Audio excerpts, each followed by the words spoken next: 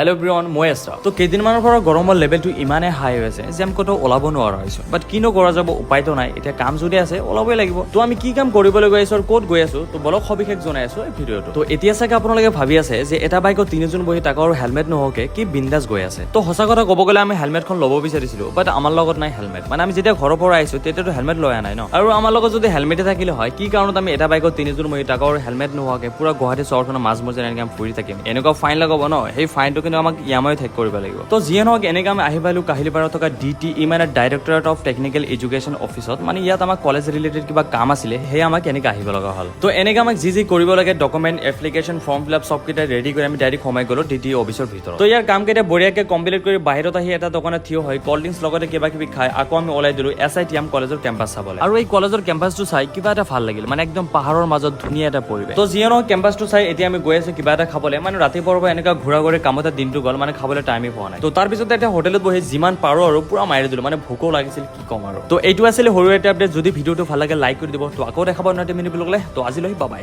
আগত ভাতকেইটা খাই লওঁ বাই।